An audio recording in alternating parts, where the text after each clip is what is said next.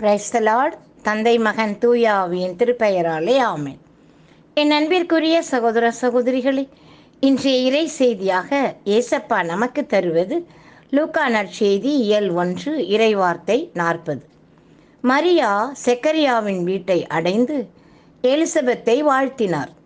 மரியாவின் வாழ்த்தை எலிசபெத்து கேட்டபொழுது அவர் வயிற்றிலிருந்த குழந்தை மகிழ்ச்சியால் துள்ளிற்று.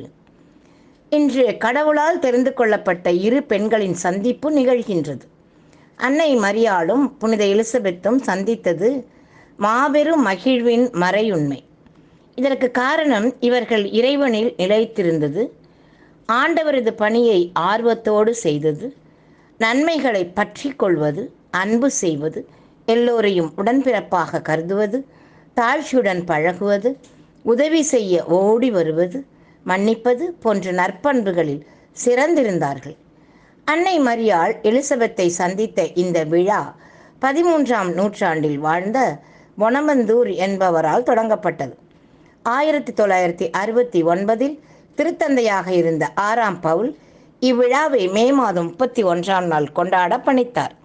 மங்கள வார்த்தையில் எலிசபெத்து தன்னுடைய முதிர் வயதில் கருவுற்றிருப்பதை அறிந்த மரியாள் எலிசபெத் வீடு இருக்கும் ஹெப்ரோனுக்கு 76 கிலோமீட்டர் பயணித்து தான் கற்பம் தாங்கி இருந்தாலும் தாழ்ச்சியுடன் பேறுகால வேதனையில் இருக்கும் எலிசபெத்திற்கு உதவ செல்கின்றார்.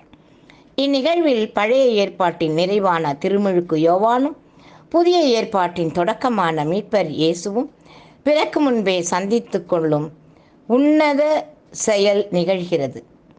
இத்திருவிழா நமக்கு சொல்லும் மாறல் என்னவென்று பார்ப்போம். 1. மற்றவர்களுக்கு அவர்களின் துன்பத்தில் உதவும் நல்ல மனம்.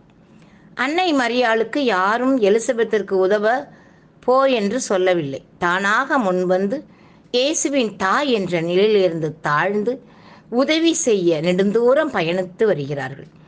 தன்னலம் மறந்து பிறர் நலனோடு உதவி செய்து பிறரை வாழ வைக்க முன்வருகிறார்கள்.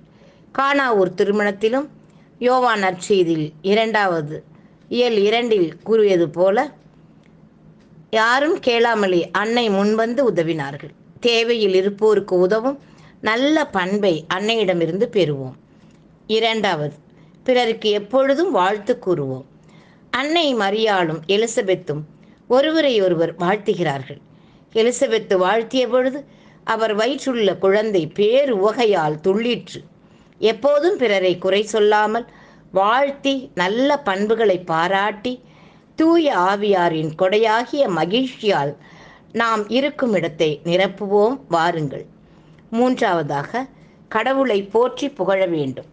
அன்னை மரியாவும் எலிசபெத்தும் ஒருவரை மற்றொருவர் வாழ்த்தியதோடு ஆண்டவர் இவர்களுக்கு செய்த அனைத்து நன்மைகளையும் நினைத்து நன்றி கூறுகிறார்கள்.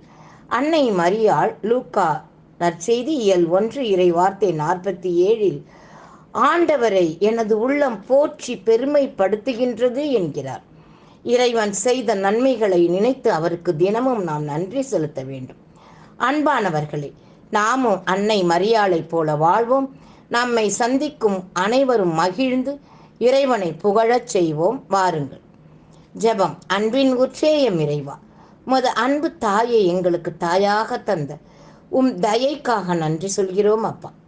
நாங்கள் அன்னையைப் போல மற்றவர்களுக்கு அவர்கள் துன்பம் கண்டு தானாக உதவும் நல்ல மனதை எங்களுக்கு கொடுங்கப்பா. பிறருக்கு எப்பொழுதும் வாழ்த்து சொல்லும் நல்ல வார்த்தைகளை எங்கள் வாயிலிருந்து தாருங்களப்பா. உம்மை போற்றி புகழ்ந்து துதிக்க வரம் தாங்கப்பா.